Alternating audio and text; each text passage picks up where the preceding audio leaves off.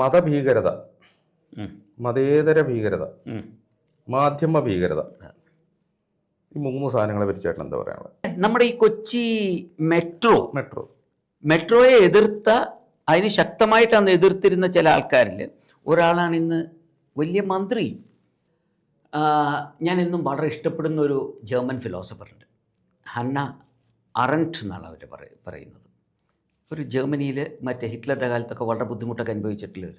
അവർ പറയുന്നുണ്ട്, വിപ്ലവകാരികൾ അധികാരത്തിൽ വന്നു കഴിഞ്ഞാൽ അന്ന് തൊട്ട് അവർ വിപ്ലവം എന്നുള്ള പരിപാടികളൊക്കെ എല്ലാം നിർത്തിവെച്ചു, എല്ലാം മാറ്റിവെച്ചു. ആണല്ലോ ഇത്രയും കാലം കാത്തു നിന്ന് ചെയ്തു പോരുന്നത്. അവരൊരു സ്ഥലത്ത് നിന്ന് അവർ വരണോ വരണ്ടേ എന്നുള്ളത് വേറെ കാര്യം, വരണ്ട എന്നുള്ളത് പേഴ്സണലി എൻ്റെ പേഴ്സണൽ അഭിപ്രായം. That's A totally different thing. Seaplane അല്ല എന്നാണ് പറയുന്നത്. ഉമ്മൻചാണ്ടിയുടെ സീപ്ലെയിൻ അല്ല, ഉമ്മൻചാണ്ടിയുടെ സീപ്ലെയിൻ അല്ല ഞങ്ങളുടെ. അജയൻ ചേട്ടാ നമസ്കാരം. പറയൂ രജി. വളരെ വളരെ നാളുകൾക്ക് ശേഷം നമ്മൾ വീണ്ടും കണ്ടിരിക്കുകയാണ് ഇവിടെ. മെട്രോ വാർത്തയ്ക്ക് വേണ്ടി അജയൻ ചേട്ടനെ ഞങ്ങൾ വീണ്ടും ഒരു പ്രാവശ്യം കൂടി സ്വാഗതം ചെയ്യുകയാണ് നമ്മുടെ കുടുംബത്തിലേക്ക്. ചേട്ടൻ ഒരുപാട് എക്സ്പീരിയൻസ് ഉള്ള ഒരു മാധ്യമ പ്രവർത്തനമാണ്. ചില ചെറിയ കാര്യങ്ങൾ സംസാരിക്കാൻ വേണ്ടിയാണല്ലോ നമ്മൾ വന്നിരിക്കുന്നത്. ചെറിയ കാര്യങ്ങളല്ല, ആ ചെറിയ കാര്യങ്ങളെ നമുക്ക് വലിയ കാര്യങ്ങളായിട്ട് വേണമെങ്കിൽ നമുക്ക് മാറ്റിയെടുക്കാം. മതഭീകരത, മതേതര ഭീകരത, മാധ്യമ ഭീകരത, ഈ മൂന്ന് സാധനങ്ങളെ പറ്റി ചേട്ടൻ എന്താ പറയാനുള്ളത്? മതേതര ഭീകരത എന്ന് പറഞ്ഞാൽ, മതഭീകരത ആദ്യം പറ. മതഭീകരത അത് ഓൾറെഡി ഉണ്ട്. വളരെ വളരെ പ്രകടമായിട്ട്, വളരെ കൃത്യമായിട്ട് നമ്മൾ കണ്ടുപോരുന്നുണ്ട്. ഈ മതേതരം എന്ന് പറയുമ്പോൾ വാട്ട് ഇസ് സെക്യുലറിസം എന്നുള്ളതൊരു പ്രശ്നമുണ്ട്. കാരണം സെക്യുലറിസം കൊണ്ട് നടക്കേണ്ടവരാണ് അല്ലാത്ത കാര്യം, ഈ മതപരമല്ലാത്ത കാര്യങ്ങൾ ചെയ്യുന്നത്. അതിലേക്ക് വേണമെങ്കിൽ വളരെ കൃത്യമായിട്ടുള്ള ഒരു ഉദാഹരണമുള്ളത് ഈ അടുത്ത കാലത്ത് ഇലക്ഷൻ കാലത്തൊക്കെ നടന്ന ചില പരസ്യങ്ങളും ബാക്കിയുള്ള സാധനങ്ങളൊക്കെ തന്നെയാണ്. This is A very clear. പക്ഷെ അവരെന്താ പറഞ്ഞത്? വളരെ സെക്യുലർ ആയിട്ടുള്ള സ്റ്റാൻഡാണെന്നാണ് പറഞ്ഞത്. അപ്പോൾ സെക്യുലർ ടെററിസം എന്ന് പറഞ്ഞ സാധനം ഉണ്ട്. അതുണ്ട് ഇപ്പോൾ, അതായിട്ടുണ്ട് ഇവർ സെക്യുലറിസത്തിൻ്റെ പേരിൽ പറഞ്ഞിട്ട് ടെററിസം. ആൻഡ് ദാറ്റ് അഗെയിൻ അതും മതപരമായിട്ടുള്ളൊരു ടെററിസം തന്നെയാണ് നടത്തിപ്പോരുന്നത്. അതിൽ യാതൊരു വിധവുമില്ല. മാധ്യമ ഭീകരത അങ്ങനെ ഒരു സാധനം ഉണ്ടോയെന്ന് എനിക്ക് സത്യം പറഞ്ഞു കഴിഞ്ഞാൽ എനിക്ക് സംശയമുണ്ട്. കാരണം മാധ്യമത്തിൽ ഇത്രയും കാലം മാധ്യമങ്ങളിൽ പ്രവർത്തിക്കുന്നത് നമുക്ക് വളരെ വ്യക്തമായിട്ട് അറിയാം. ഒബ്ജക്റ്റീവായിട്ടുള്ള ഒരു സാധനത്തിനെ നമ്മൾ ഒരിക്കലും കാണാറില്ല, വളരെ സബ്ജക്റ്റീവായിട്ട് കാണുന്നു എന്നുള്ളത് തന്നെയാണ്. ഇത് 20 വർഷം മുമ്പുണ്ടായിരുന്നോ? അല്ല, അതിപ്പോൾ മാധ്യമങ്ങളിൽ വന്നിട്ടുള്ള മാറ്റങ്ങൾ കൊണ്ടായിരിക്കും. പണ്ട് നമുക്കൊരു പ്രിൻ്റ് മാത്രമുള്ള കാലഘട്ടമായിരുന്നു, ഇപ്പം അത് മാറിയിരിക്കുന്നു. യു ഹാവ് സോഷ്യൽ മീഡിയ വരെ ഉള്ളപ്പോൾ അത്തരത്തിലുള്ള എന്തും പ്രചരിപ്പിക്കാം എന്നുള്ളൊരു സാധനം വന്നു. അവിടെ ഒരു ക്വസ്റ്റ്യൻ എനിക്കുള്ളത്, ഇപ്പം നമ്മൾ കഴിഞ്ഞ ദിവസം നമ്മുടെ സംസ്ഥാന സർക്കാർ ഒരു സീപ്ലെയിൻ പദ്ധതി കേരളത്തിൽ കൊണ്ടുവന്നു. ഈ സീപ്ലെയിൻ പദ്ധതിയെ ഭയങ്കരമായിട്ട് കേരളത്തിലെ മാധ്യമങ്ങൾ അങ്ങോട്ട് പ്രശംസിച്ച് പുകഴ്ത്തി. പക്ഷേ അതിൻ്റെ ഒരു ബാക്കിലേക്ക് നമ്മളൊന്ന് പോയാലോ, ഭൂതകാലത്തിലേക്ക് പോയാലോ?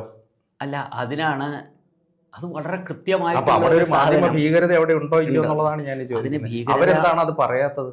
അവരെന്താ പറയാത്തതെന്ന് ചോദിച്ചു കഴിഞ്ഞാൽ, അതിൽ നോക്കൂ, അതെന്താണെന്ന് വെച്ച് കഴിഞ്ഞാൽ അതിൽ ഇവർക്കൊരു ചെറിയ മാധ്യമങ്ങൾക്ക് ഉള്ള പ്രശ്നം തൽക്കാലത്തേക്ക് അത് മേ ബി ബാക്കിയുള്ള പുതിയ ന്യൂ മീഡിയ വന്നതിൻ്റെ പേരിൽ you compete with the other എന്നുള്ളൊരു സാധനം കൊണ്ടായിരിക്കാം. അതിൽ എനിക്ക് തോന്നിയിട്ടുള്ളൊരു സാധനം, ഈ സീപ്ലെയിൻ്റെ സാധനം തന്നെ എടുത്തു കഴിഞ്ഞാൽ എന്തുകൊണ്ട് ഈ പഴയ കാര്യങ്ങൾ ആൾക്കാർ വീണ്ടും പറയുന്നില്ല, അല്ലെങ്കിൽ പറഞ്ഞാൽ പോലും അതിനെ പലതരത്തിലും ഇഗ്നോർ ചെയ്തു പോരുന്നുണ്ട്. കാരണം അതിന് ഏറ്റവും നല്ല ഉദാഹരണം ഒരു സംഭവമാണ്. മഹാനായ VKN പണ്ട് പറഞ്ഞൊരു കാര്യമുണ്ട്, വാക്കൊന്ന് പ്രവൃത്തി -1. അതാണ് ഇപ്പോൾ ഇവിടെ. ഇപ്പോൾ ഈ സീപ്ലെയിൻ്റെ കാര്യത്തിൽ തന്നെ ഈ സർക്കാർ ഇപ്പോൾ വന്നിട്ട് നിങ്ങളൊന്ന് ആലോചിക്കൂ, എത്ര ബാലിശമായിട്ട്, എത്ര വളരെ ചൈൽഡിഷ് ആയിട്ടുള്ള രീതിയിലൊക്കെ അതിന് സപ്പോർട്ട് ചെയ്തുകൊണ്ടുള്ള ആർഗ്യുമെൻറ്റ്സ് പറയുന്നുണ്ട്. അതായത് പണ്ടത്തെ പോലെ അല്ലാതെ ഇതെന്താ CPM വേറെ തരത്തിലാണോ? അല്ല, അതൊക്കെ തന്നെ. അന്ന് അവിടെ ഉണ്ടായിരുന്ന പ്രശ്നങ്ങൾ ഇന്നില്ല. അപ്പോൾ എന്താ ഇത്, ബാക്കി കേൾക്കുന്നവരൊക്കെ എന്താ, അല്ല അന്ന് മീൻ ചത്തു എന്നൊക്കെ അതെ അതെ, അതാണ് ഞാൻ പറയാൻ വന്നത്. ഇപ്പം മീനിനെ ഏതെങ്കിലും പുതിയ കരയിലേക്ക് മാറ്റി വെച്ചിട്ടുണ്ടോ? സേഫ് സോൺ എന്ന് പറയുന്ന വല്ല കരയിലേക്ക് മാറ്റി വെച്ചിട്ടുണ്ടോ ഇവർ? നോക്കൂ എന്തൊക്കെ. എന്നിട്ട് അവരെന്താ ധരിച്ചു വെച്ചിരിക്കുന്നത്, ജനങ്ങൾ മുഴുവൻ ഇത് അങ്ങോട്ട് വിഴുങ്ങിക്കൊള്ളണം എന്നുള്ളതാണ്.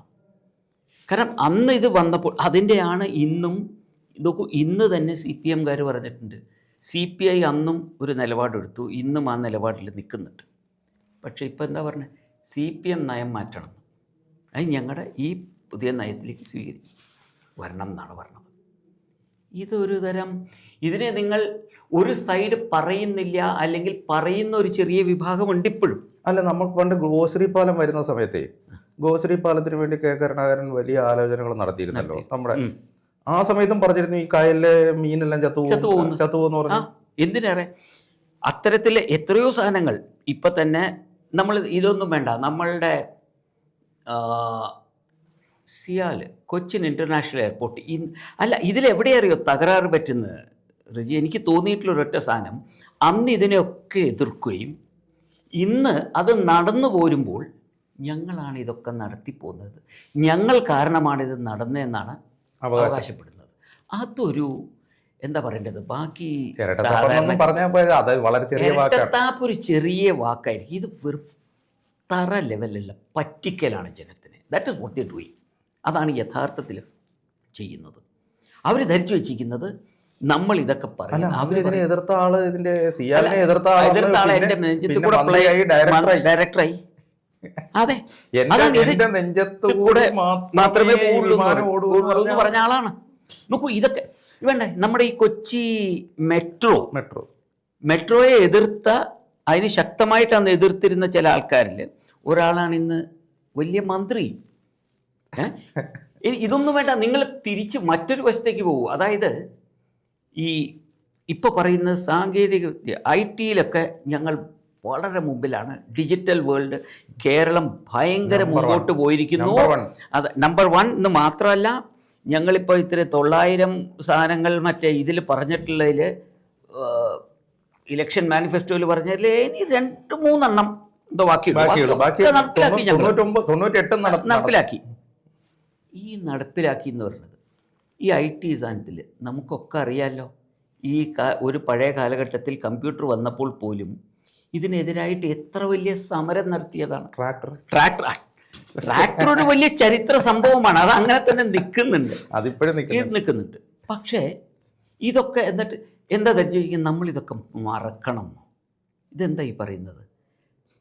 അല്ല, പക്ഷേ ഇത് ആരാ മാറിയത്? അവരാണോ മാറിയത്, നമ്മളാണോ മാറിയത്? മൊത്തം കൺഫ്യൂഷനാണ്. അല്ല, ഇത് മാറിയത് അവരാണെന്ന് വളരെ വ്യക്തമാണ്. കാരണം ഇതിൽ നോക്കൂ, അത് ഞാൻ ഇന്നും വളരെ ഇഷ്ടപ്പെടുന്ന ഒരു ജർമ്മൻ ഫിലോസഫറുണ്ട്, ഹന്ന അറൻറ്റ് എന്നാണ് അവർ പറയുന്നത്. ഒരു ജർമ്മനിയിൽ മറ്റേ ഹിറ്റ്ലറുടെ കാലത്തൊക്കെ വളരെ ബുദ്ധിമുട്ടൊക്കെ അനുഭവിച്ചിട്ടുള്ളവർ. അവർ പറയുന്നുണ്ട്, വിപ്ലവകാരികൾ അധികാരത്തിൽ വന്നു കഴിഞ്ഞാൽ അന്ന് തൊട്ട് അവർ വിപ്ലവം എന്നുള്ള പരിപാടികളൊക്കെ എല്ലാം നിർത്തിവെച്ചു, എല്ലാം മാറ്റിവെച്ചു. ഹിറ്റ്ലറോ അത് തന്നെ എന്ന് അധികാരത്തിൽ കയറുന്നു അന്ന് തൊട്ട് വിപ്ലവകാരികൾ എന്ന്, അത് അവർ പറയുന്ന എന്ന് വിപ്ലവകാരികൾ എന്ന് വിപ്ലവം കഴിയുന്നുവോ അന്ന് തൊട്ട് അവർ മാറുന്നു. ഇതല്ലേ ഇവിടെ സംഭവിച്ചിരിക്കുന്നത്. നിങ്ങളൊന്ന് ആലോചിക്കൂ, ഇവിടെ ഏത് കാര്യത്തിലും അന്ന് ഇവരെ എന്തിനൊക്കെ എതിർത്തുവോ അതൊക്കെ ഇന്ന് നടപ്പിലാക്കുന്നുണ്ട്. മാധ്യമങ്ങളുടെ ഒരു ചുമതലയുണ്ട് ശരിക്കും. അത് ഇത് ജനത്തിനെ പുതിയ തലമുറ അറിയിക്കേണ്ട ഒരു ചുമതലയുണ്ട്. ദാറ്റ് ഇവരിപ്പോൾ പറയുന്നതല്ല അന്ന് പറഞ്ഞിരുന്നത്.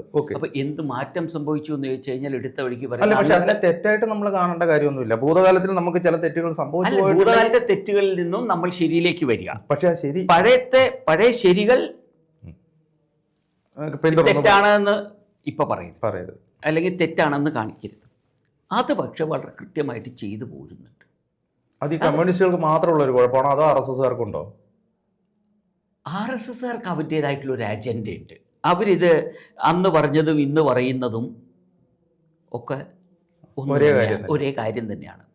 അവരിനി അവർ വളരെ സ്ട്രോങ് ആയിട്ട് വന്നിട്ടൊരു സ്ഥാനത്തിലേക്ക് എത്തുമ്പോൾ എങ്ങനെ മാറുമെന്ന് നമുക്ക് പറയാം. നമുക്ക് പറയാൻ പറ്റില്ല, അത് മാറും. കാരണം ആ ഒരു കടർ സ്വഭാവമുള്ളവരുടെ ഒരു സാധനത്തിൽ. പക്ഷെ അവർക്ക് ക്ഷമയുണ്ട്. അല്ല, ക്ഷമയുള്ളതിൻ്റെ തെളിവാണല്ലോ ഇത്രയും കാലം കാത്തു നിന്ന് ചെയ്തു പോരുന്നത്. അവരൊരു സ്ഥലത്ത് നിന്ന് അവർ വരണോ വരണ്ടേ എന്നുള്ളത് വേറെ കാര്യം, വരണ്ട എന്നുള്ളത് പേഴ്സണലി എൻ്റെ പേഴ്സണൽ അഭിപ്രായം. That's A totally different thing. അതല്ല ഇവിടെ സംഭവം. ഇവിടെ ഈ പറയുന്ന അവർ നടത്തിപ്പോരുന്ന ഒരു രീതി, അവർ ഇങ്ങനെ പോരുന്നുണ്ട്. ഇവിടെ ഈ വളരെ പെട്ടെന്ന്, അതായത് ഒരു നയം മാറുക എന്നുള്ളത് അധികാരത്തിൽ വന്നു കഴിഞ്ഞാൽ ഉടനെ നയം മാറി, അത് ജനം അംഗീകരിച്ചോളണം. സീപ്ലെയിൻ എന്ന് പറഞ്ഞാൽ പണ്ടത്തെ സീപ്ലെയിൻ അല്ല.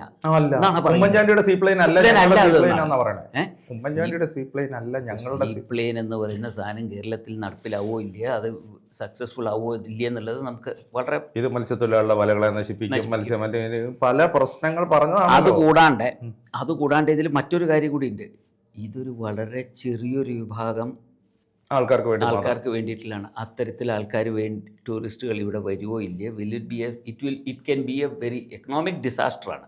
പക്ഷെ അതൊന്നും അല്ല ഇവിടെ പ്രശ്നം. നോക്കൂ, നിലപാടുകളുടെ കാര്യത്തിൽ അന്ന് പറയുന്നതും ഇന്ന് പറയുന്നതും തമ്മിൽ മാറ്റമുണ്ട്. ഇപ്പം തന്നെ ഒരൊറ്റ കാര്യം, നമ്മുടെ ഈ കേരയിൽ എന്ന് പറയുന്ന ഒരു സാധനമായിട്ടാണ് ഇപ്പോഴും കൊണ്ടു നടക്കുന്നത്. ഇപ്പോൾ കേന്ദ്രം അംഗീകരിച്ചു എന്ന് പറഞ്ഞത്, കേന്ദ്രം എന്താ പറഞ്ഞത്? ആ ടെക്നിക്കൽ